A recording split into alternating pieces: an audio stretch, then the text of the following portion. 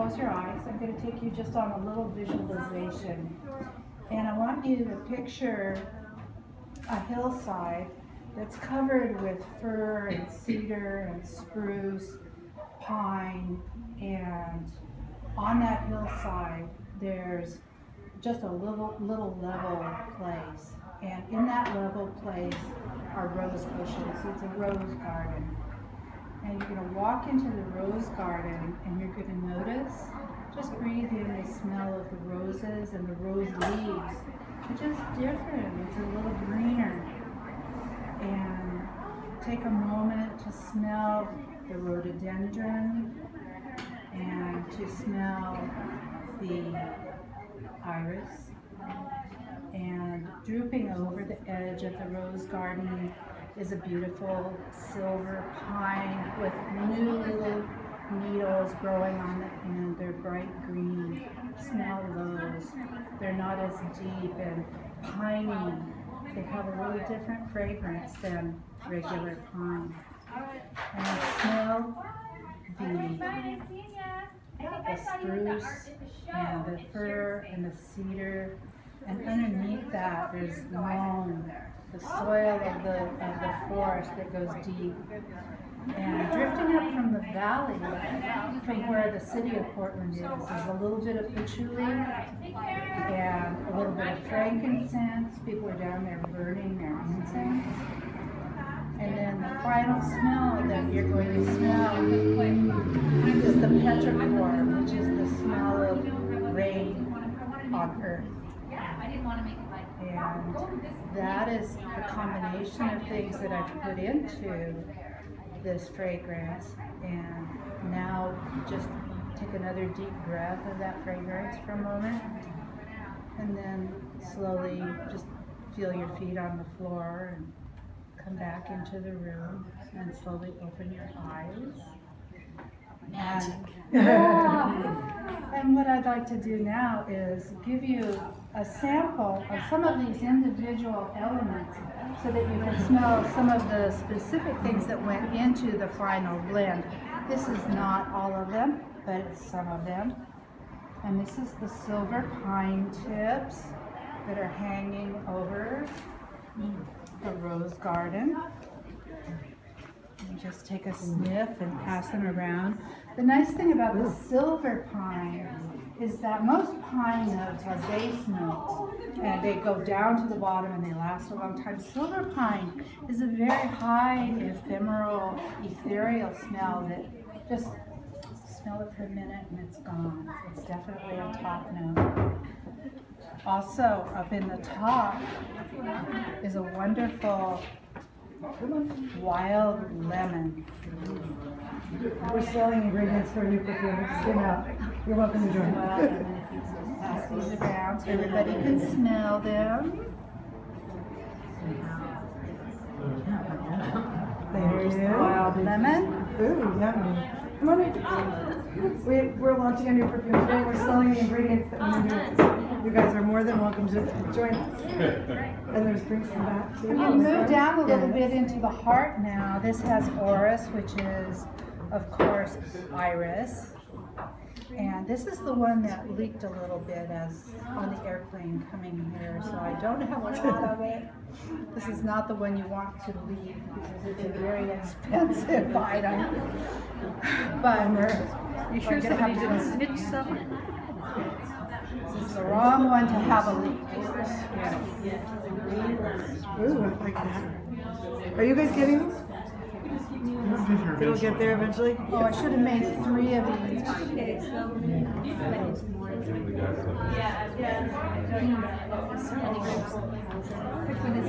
And it says on it, what's the green lemon?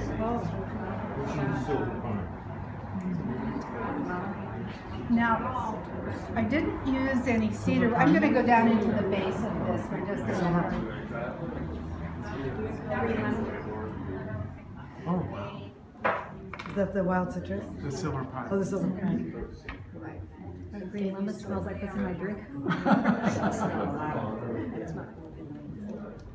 I'm going to pass these 2 around together. One is cedar wood and one is cedar leaf. I did not use cedar wood. This is what you usually smell in a perfume. Cedar leaf is what I used. So you can compare the two and see the difference. This is the cedar leaf. Oh, yeah, they're really good. So are they from the same type of cedar? Yes. Which is Much greener. I can't tell you the species. This is the cedar leaf. And if you probably want to smell just better. This is very one is very woody, one is very snap like all that rain in the forest. Around the ingredients. Sniff around. And we're doing 10% off. This is fir balsam. Fir balsam. Oh, I We're like getting that. down into the real rich notes now. That's good stuff. These are the sexy notes. what class is listening to you? I want this. Little smiley face.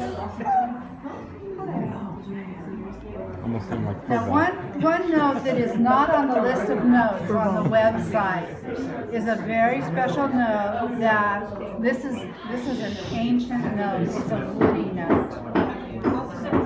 This is not on the list of notes, but it's in the perfume. It's called chypre, and this is the one that has been used by ancient cultures for just hundreds and hundreds of years. And this is the one that brings in the depth of the Portland, that's the Native American. Cypriot, and it's also known, you've heard of it as Nagarmatha. You're familiar with it as Nagarmatha.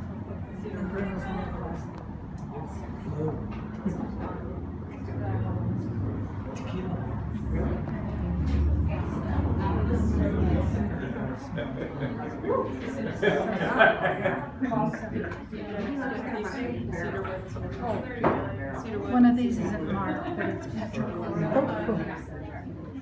So who knows what petrichor is? Rain.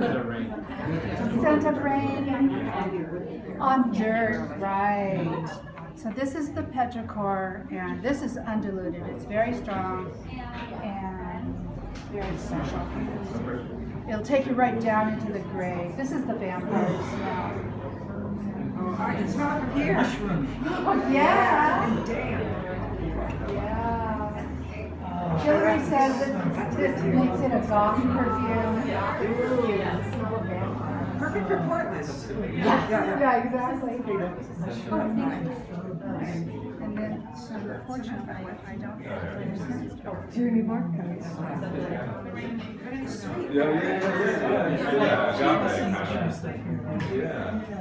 That is a real scent from childhood, isn't it? It just goes into the body.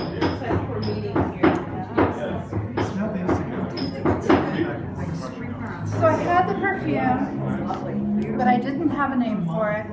And an artist friend of mine up in Portland has it's an old warehouse. It's a very grungy old warehouse. And she built it out, and she provides spaces for new artists to go in, and for like a ridiculous amount, it's like $100 a month or something. These young, new emerging artists can go in and start their art. She introduces them to the museums. She brings all the right people to them, and she calls her collective Rainmaker. So when I heard that, I'm like, okay, I got it. That gave me goosebumps. Yeah. And here is the final product. Is that the secret?